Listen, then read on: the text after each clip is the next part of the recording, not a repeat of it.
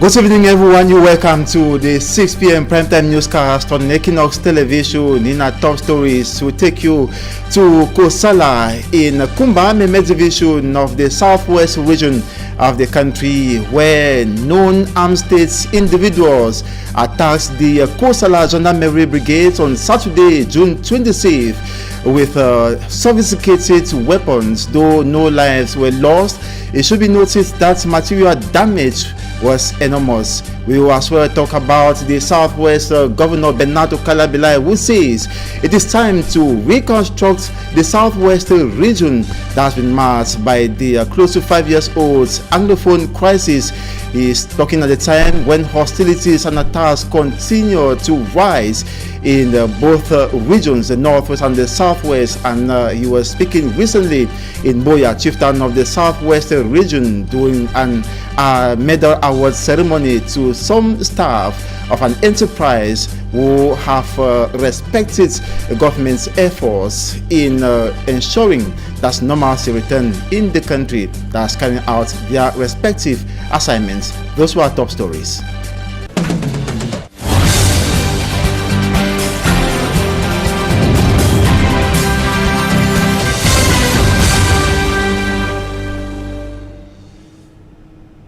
Good evening once again. Thanks for joining us in this 6 p.m. primetime newscast on Equinoxe television.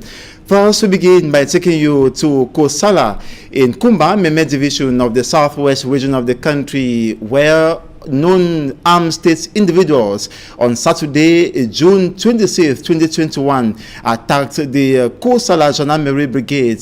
They used sophisticated weapons, though no lives were lost. It should be noted, material damage was enormous. Details in the following report. This is the Kosala Gendarmerie Brigade in Kumba, Meme division of the southwest region, that was attacked by unknown armed men suspected to be separatist fighters Saturday morning, June 26, 2021.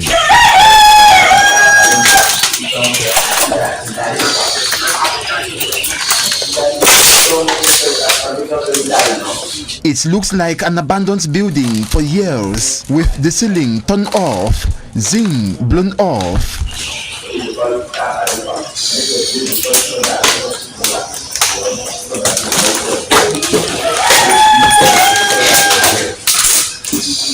A result of the bombing carried out by the known state armed individuals with what they term a rocket launcher. Others call it an M20 3.5 Super Bazooka launcher. All of the offices have been tossed.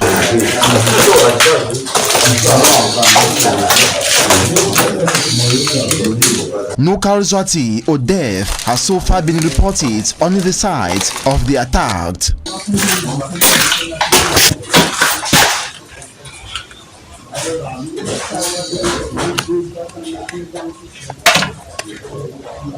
We learned fire exchange between the armed men and defense and security elements lasted for hours, with the attackers pushed back after military reinforcement. No death was signaled on the site of the attackers. No death was also signaled on the site of the attackers. It was a dead Kosala Saturday morning as the bomb blast and prolonged gun battles scared them from stepping outside. This is just one of several attacks in Kosala, Kumba, Meme division of the southwest region, endangering lives of civilians and destruction of their properties and the life investments. I think this will not happen the morning time. Victims, like owner of this snack bar, can only cry losses incurred as a result of the Saturday attack. Lots of an affair shallow is all that. You want with frustration? That was the attack masterminded by known state armed individuals in Kosala, Kumba, in the Meme division of the southwest region of the country. That was on Saturday, June 26th. No life was lost. And now we stay in the southwest region to talk about the governor Bernardo Calabila, who says it is time to reconstruct his area of command despite the ongoing socio-political tensions between the known state-armed individuals and the military. He was speaking in Buea recently during a medal award ceremony to some staff of an enterprise who have been devoted in carrying out the state's assignments. Derry Jotto reports. The Southwest region has been destroyed by the Anglophone crisis, and Southwest Governor Bernard Okaliabilai says this is the time to build back the region. The head of state need the contributions of all the daughters and sons and the parents of this region to join hands so that peace and everything should come back to normalcy. Which means that construction equipment like these ones, plus human resources, must be put together and taken to the various sites for action. But there is a problem. Most of the enterprises have run away. But this civil construction enterprise, George and Jerry Company, has been effective on the field to drive the government vision to realization. They are the pride of the region. They are the pride of Southwest people. Despite the prevailing situation, they continue to work hard to permit government to achieve the project earmarked in the region. And today the company's devotedness in carrying out construction works in the Southwest region in particular, and the nation in general, has attracted the attention and appreciation of President Paul Biya and its staff, are today being recognized and awarded medals in Buea, the Southwest regional capital. Mr. Tabot George, in the name of the President of the Republic and by virtue of the powers conferred on us, we now make you Officer of the Cameroon Order of Merit. We, the Cameroonians, have to build our country, not expatriates, not foreign companies. The Cameroonians company, we need to build our company and build our country with our workers and our fellow Cameroonians. And while officiating the medal award ceremony, Southwest Governor Bernard Okaliabilai sent an invitation to others to follow this good example. George and Jerry is among those who are active, and we have the result. So we want more to congratulate him and to invite those who are still reluctant, those who are still hesitating, to come because there is too much to do, and we need the contribution of everybody. It is now widely accepted that for Vision 2035 to be a reality, all the stakeholders must come on board and be committed. We stay in the Southwest region with Derek Jatto, who says some women known to be widows and victims of the Anglophone crisis are assembled to talk about the negative impacts of the conflict, notably on women as well as children. Most importantly, they note they have become widows as they have witnessed their husbands killed, as well as their children. They are calling on the government authorities to take concrete actions in ensuring that the armed conflict comes to an end. Details once more with Derry Jotto. Widows in the Southwest region say they have not only lost their husbands, but are increasingly losing their rights and properties. The plights of widows are increasingly getting bad. We have situations where widows, when they lose their husbands, they are driven out of their houses. The houses, they are rejected. Their properties are seized from them. In Buea, an association for the socially vulnerable ASUF is born, and its inaugural ceremony is with some widows as the world commemorates the 2021 Widows Day. ASUF created a platform to listen, support, protect, and also look for ways on how the right of these widows can be respected. One of the objectives of this association is to socially bring stability in the society. And also present were local and administrative authorities of the region. During the ceremony today, the regional delegate of the Ministry of Women Empowerment and the Family was here.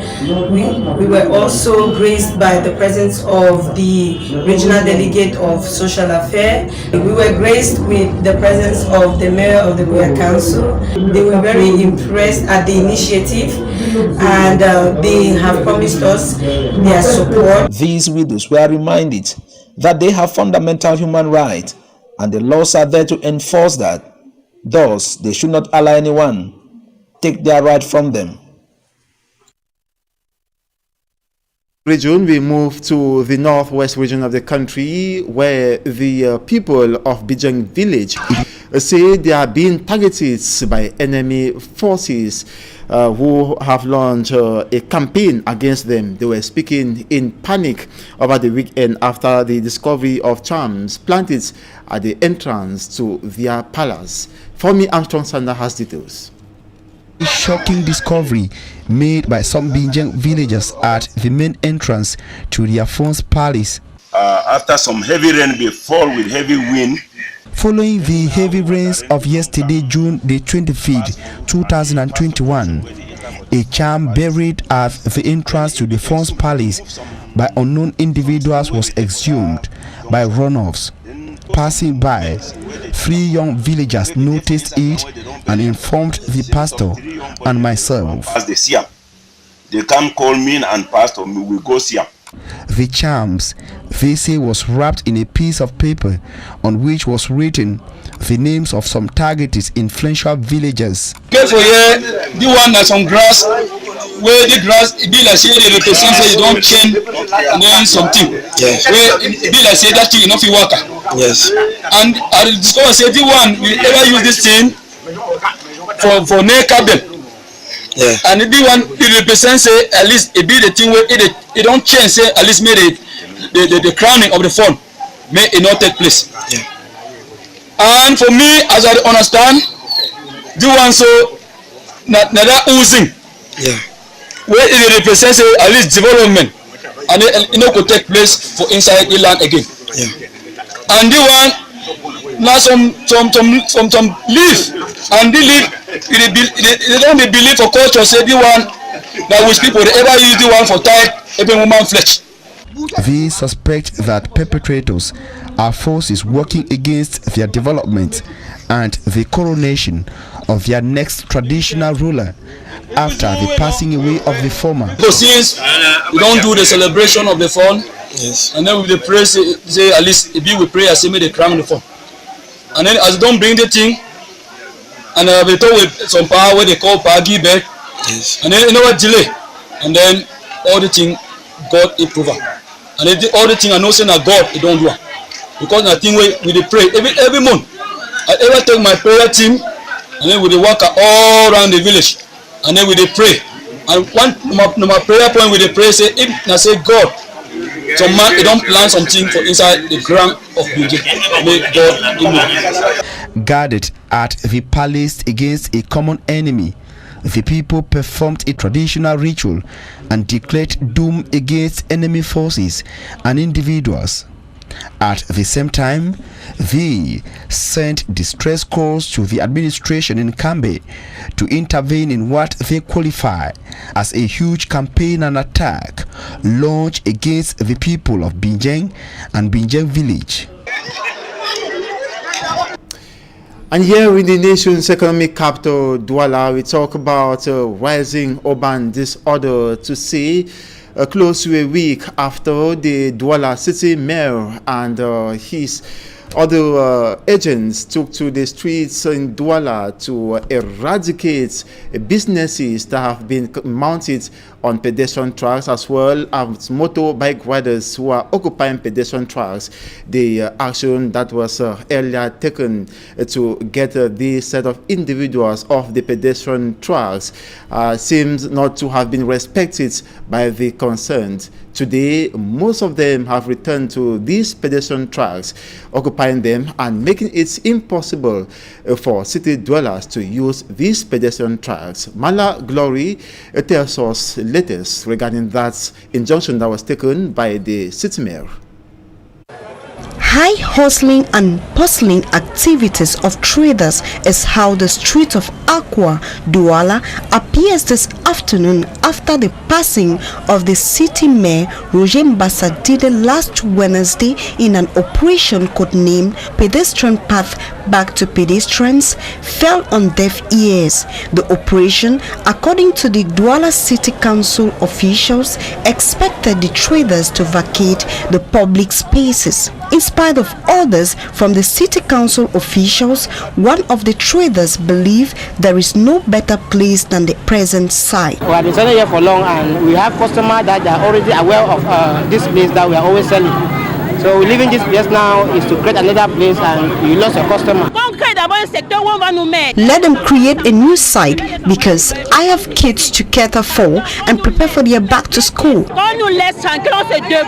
Meanwhile, the commercial bike riders of Wrong Point Dedo under the same vein have turned their backs in blatant disregard to this initiative as a new parking site is still unoccupied. When it's for water we stand, like for example, you can see that's water standing. We still face that to go to parking site. However, the traders long for a better site to continue their business activities, while the commercial bike riders look forward for the current site to be improved. Talking about destruction, another order from hierarchy, close to 100 houses have been demolished around the Douala International Airport, still by agents of the Douala City Council. This in a bid to decongest or create order around the Douala International Airport and also to limit danger. Details with Immaculate Fogwe, who says most of these persons are now stranded, homeless, and are calling on the authorities to look at temporary sites for them to reside. Her report. The main entrance into the new town Aripo neighborhood in the Douala 2 subdivision blocked with burning tires by local inhabitants. They are protesting against a demolition process expected to take place on Saturday, June 26th. Few minutes later, elements of law and order on the site, with the aid of water cannons and canisters, they are able to disperse the protesters. Few minutes later, the bulldozer gets to work. Several houses are being destroyed. A black Saturday morning for inhabitants of Newtown, Aripo. The pain of seeing their houses being demolished has left many in a state of distress. The government go back to the people. It's not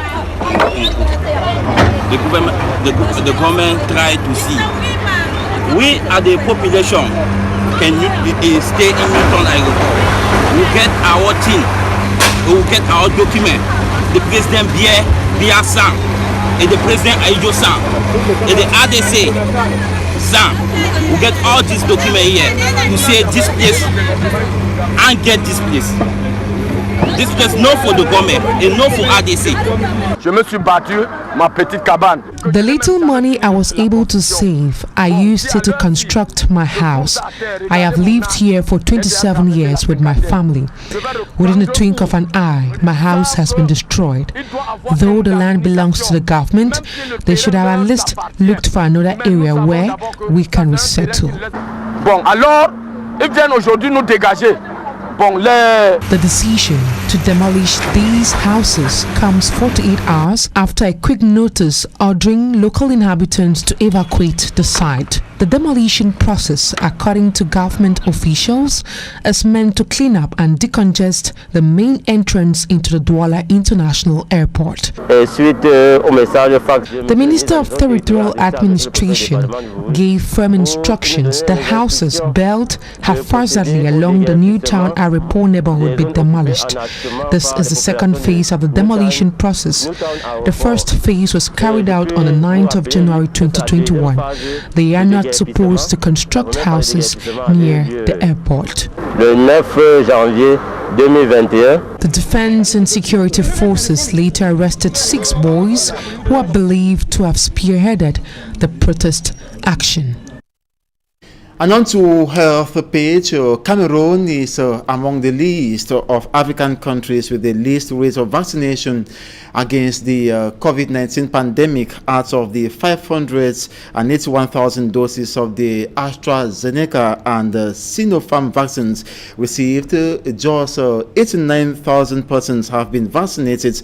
The World Health Organization warns that those who have not been vaccinated are at risk of being infected with the new Delta variant. Immaculate Fogwe reports. Coronavirus infections have spiked again across Africa, with a highly contagious Delta COVID-19 variant spreading in at least 85 countries, including 13 African countries, with South Africa registering the highest number of infections in Africa. Countries primarily in Eastern and Southern Africa are seeing their hospital isolation units filling up rapidly and often unable to provide care.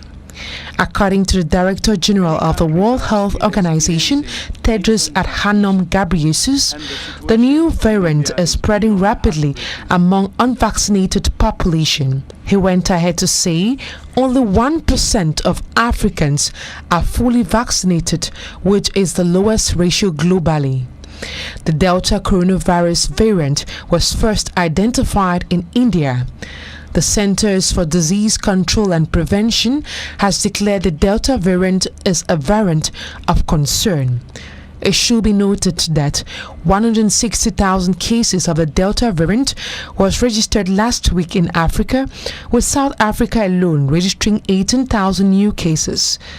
Experts saying the Delta variant is behind the second wave of the COVID-19 virus in India, and it is more infectious than the other variant. It should be noted that young persons below the age of 40 are at high risk of infection. Symptoms include headaches, running nose, sore throat, and fever. Health experts are urging the population to get themselves vaccinated in order to reduce the high rate of infection. And that's it for the first part of this newscast. Up next is Talking Point.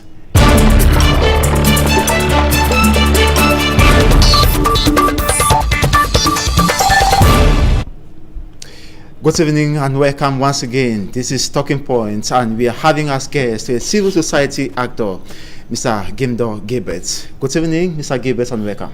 Thank you, Mr. Nelson. Thank you very much for getting me here again and to talk about things that have our country at stake. It's always interesting to get to that. Thank you.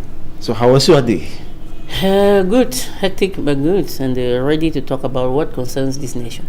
Okay, I believe that there are a lot of things, there are a lot of events that have certainly happened around our localities, equally in the northwest and southwest regions. We begin by talking about the attack on the Kosala Kumba Gendarmerie brigades over the weekend. That was Saturday, June 26th. That was masterminded by unidentified individuals, though many say they are separatist fighters who opened fire at the Kosala Gendarmerie brigades. How do you perceive this? How do you receive this news? Yeah, thank you. First thing is that when we continue to think that places, the gendarmerie station, the gendarmes, and whosoever has been attacked by unidentified armed men, I begin to wonder if after 4 years now we do not yet know who is fighting the government. It's a little bit ridiculous to continue to think that. I just feel that we should know who is facing the government, and although the war in Cameroon, it's got a level where we have to call it war in Cameroon, but the war remains at a level where we describe as asymmetrical. Asymmetrical because on one side you have a government forces, and the other side you have armed men who haven't yet taken a name, a specific name identified internationally and nationally. In Cameroon, we call them separatist fighters or independentists, but then at the national level it's not yet recognized, at international level it's not yet recognized. But when we come to the field itself, the attack in Kumba, where our interest is as of now, we should stop thinking that some other person can come from somewhere to attack the government, instead of those who have constituted themselves in the southwest and in the northwest, and of course with support from the basis, from the grassroots, from the population everywhere in the northwest, in those two provinces, to fight government injustices against those two provinces. The impact may be very negative as we see on the people, but the problem is the government has not given a listening ear to those people. We cannot pretend that the government has done anything to solve the problems that the people are facing, and which push their backs to the wall and force them to pick up arms against their own country. In Kumba precisely, sometimes when you fight a group and you find that the group may not feel the impact of your strikes or the impacts of your attacks, you get to the leader. When you catch the leader, you get to them, or you catch somewhere specific. I believe that the attack on the gendarmerie brigade at Kusala Kumba was a way of making the government know that the fighters down there, the separatists or the independent fighters down there, have mustered the courage such that they could be able to strike or attack on where or on what the government depends on to fight them. Because our forces, our security forces, are what we are. I don't want to say government. Government is not somebody's thing. Government is all of us. We all depend to fight and maintain the integrity of our country and the unity of the country. But then if we leave that responsibility of actually resolving the problems that whole particular part of our country, and anger from there rises to the level where people attack gendarmerie station, forces of law and order, I think the government should begin to ask questions: what is really wrong? What has happened that their anger grows to that level? And it looks like it may not end there, because if proper measures are not taken to start redressing the problem, I'm not talking of proper military measures like the government has always prioritized. No, we're talking of proper measures to start tackling the problem. I'm afraid that is just the start, and they will go further than that. And I'm afraid. Do you even have hope that this crisis or this armed conflict, let me put it that way, or the war in the two English-speaking regions will come to an end, regarding the type of weapons being used by the separatist fighters? Just like the case of Kosala, something like, as many call it, a rocket launcher. You saw the devastating effects of just a blast. Thank on you. The Gendarmerie Brigade. There is no war that doesn't end. There is no war that doesn't end. And like I said, this is an asymmetrical war where one side is identified and the other side is not identified. No war does not end. The reason being that you say no war ends because we keep criticizing the government's cosmetic measures.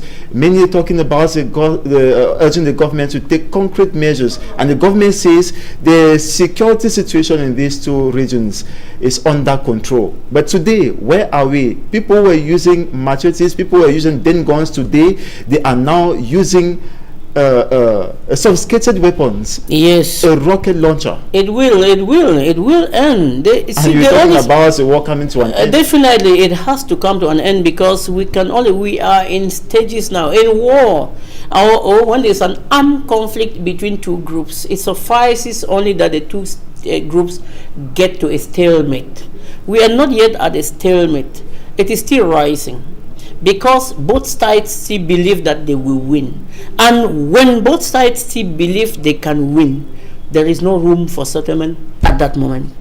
When it gets to a level where the two sides are eager to see it resolved, that's what we call stalemate. When you think that your force has gone to a level where you cannot supersede, you are convinced you cannot supersede your opponent, and your own opponent realizes he can no longer supersede you, we call that stalemate. And at that level, both sides are ready for peace. for peace talks. We haven't yet got to that level. Believe me, it can go, it will or can go like this for so many other years. At one time, from both sides, the government boasted that the whole situation. Politicians in this country boasted that the whole situation has been laid to rest. Separatist fighters boasted how they are victorious and with a lot of propaganda. But then, on both sides now, the propaganda mustered courage on each side, and you can see that within the last months now, the situation in the northwest and the southwest has been much more devastating, because each person or each side is still believing that he is on the conquering side. Until it gets to, get me well, until it gets to where both sides will be yearning for peace talks, that's when the real peace talks will come down. Because if our government now, if you sit them on the table, they will still want to dictate on peace terms, regardless on the sufferings that people's children, I mean the forces of law and order, have gone through there. And many of them, we are aware the number of forces that are going down there, the number of Anglophone fighters and whosoever innocent souls that are going down there on both sides. We have not yet, both the government and them have not yet realized how enormous it is to this country until the military strength of the two sides come to a level where they realize, I cannot supersede, he cannot supersede. They will call that stalemate, and there will be room for peace. And I believe me, there will be time for that.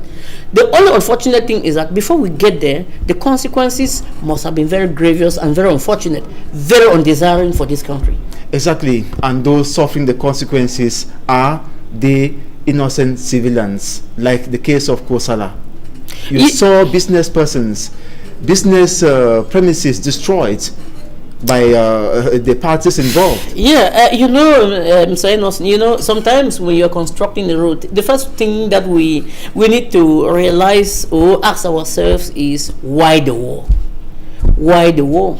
If the war is hypothetical, if the war is as a means to an end, a means to an end means a way to get to something believed better for Cameroonians, all Cameroonians, then at that level, believe me, you cannot end a war and you think you count corpses. If you want to end a war and you think you count corpses, war will never end. If you want to get a good road constructed, believe me, farmlands must be destroyed, houses must be destroyed, and everything. I think this is what is going on now, is sacrifice that can engulf in a Cameroonian. I seated here, I have been a victim. My own blood has spilled there. And we continue to think that it is a road, that is, if the cause of the war is a justified one, then it's a road that must take farmland, that must take houses, that must take valuables.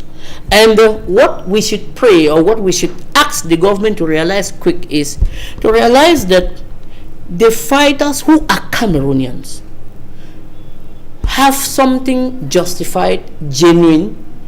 Realize that quick and call a genuine table for talks to come on, because we have in the past pretended to have done certain things. I just hope, or every Cameroonian hopes, that those who have the power to decide should realize that what they have decided in the past were not appropriate answers to the worries the people raised, which they were pushed to get to arms, which is the highest sacrifice people can get to, and devise other methods which can be as appropriate as convince the people to lay down those arms. Because until that is done, I think if you give me a wound and I want to revenge that wound, I will want to revenge it appropriately in a way that corresponds to the pains I feel. And until that, I would not be satisfied. Let us realize this. Let the government realize it. Government is not something it's not something mystical. They are people like us seated here. It's very unfortunate that those very people who have the right to take decisions have an ego, they think that must supersede others. But that is not actually what is in other countries. I think politicians or decision makers in these countries should learn to take examples from other countries. Learn to take examples from Colombia. How presidents come over and decide to go to the people, negotiate, and bring peace and take peace away. Let them learn to know how the government can meet the people and dialogue inclusively and find solutions to come. It has never been a weakness to any government. On the contrary, it is proof of understanding. It is proof of good leadership. It is proof of inclusiveness, and I think it continues to legitimize a government, because legitimacy of a government is not only got through ballot boxes. No, it is not only got through ballot boxes. It is got from the realizations you make. There is what we call physical and material legitimacy. Physical and material legitimacy is got from what the leader of any society puts in place to convince his people that he is the right person who is supposed to be there. That makes you. And that's why somebody can come to power through a coup d'etat, and at the end you realize his people will not want him out again because of what he has used to prove his people, to prove to his people. So we just think that those who are decision makers in this country realize that there is what is called material legitimacy by transforming that situation, using this war as a way by which a corrective measure to know that we have a father has wounded a son, and the son got annoyed to the level where he wants to revenge, and the father then says, come, let's talk. Where were you hurt? This is the remedy to that situation. I will even move from there to say that the Anglophone situation, we so much lambast on it. No, the ground north is not in peace. The east is not in peace. Let the government realize that. Why is only the Anglophone problem so much a talk of? Why is it because Anglophones are agitating for a particular status, or Anglophones are agitating for a particular culture of their own? Yes, that is that. But what is in the north? What is in the east? Those situations are supposed to be tackled as they are and provided concrete, relevant solutions as they are, so that when this country is peaceful, it should be peaceful. Let us stop diverting money that is for the development of this country to fight unnecessary and useless wars that will begin to talk each time they meet in parliament. Instead of talking of where do we construct a road, where do we give a hospital, we are talking of how to buy arms and go and fight separatist fighters in Bamenda, fight in the southwest, fight in the north, and fight Boko Haram elsewhere. Those are useless expenditures for a government that is irresponsible, that cannot provide appropriate answers to the problems faced by the citizens. And before we go out of the subject matter, we have the governor of the Southwest region, Bernardo Calabila, who said it is time to reconstruct the Southwest region, equally implying that it is time to reconstruct the devastated Northwest and Southwest region. He was speaking in Boya as he was awarding medals to some staff of an enterprise that have been so loyal, maybe in executing government assignments. What do you think? Is it that the, let's say, the development and reconstruction plan put in place has not been functional? Why is he saying this? Well, the first it means thing, nothing started? Well, the first thing is that we're happy that is coming from his own mouth. And from that particular governor's own mouth, because he has been so pompous and sometimes using ultraviolet words that were ultra-virus. He has been acting and talking ultra-virus on so many occasions. I remember when he said, "Attachez vos chiens, sinon on va les abattre." He was talking to Anglophones, he was talking to Cameroonians, he was talking to people who enjoy the same citizenship rights like him, who have one vote like him. I'm happy those are the people who are trying to twist back from the provocative and annoying statements they use to get the situation where it is now, to begin to realize that when you are wronged and the wrongs are not corrected, you have the right to extend it to a level where your offender may find it unbearable and will have to reconcile with you. I think if he is coming back that way, it can be okay. If he has that mentality, then let him start. He is the governor of the Southwest region. Let him move. He used to move to Manfe, to Kumba, and everywhere, and his speeches were those that were adding injury into the wounds. So let him start withdrawing those statements that he has started to calm down the spirit of the people.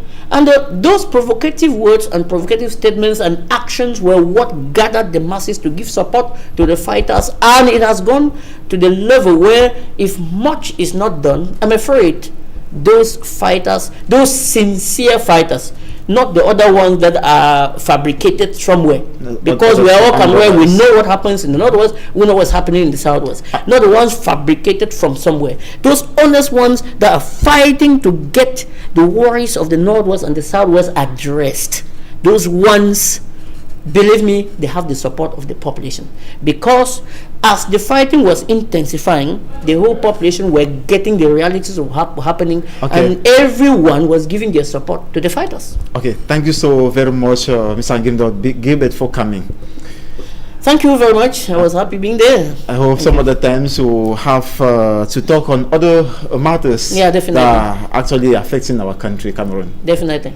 And that was Mr. Ngindo Gilbert. He is a civil society actor. He was punctuating on the Kosala Kumba Zonameri attack over the weekend and other security situations in the two English-speaking regions of the country. And this on this note that we end this 6 p.m. primetime newscast on Equinoxe Television. Thanks so much for watching. Do have a splendid evening.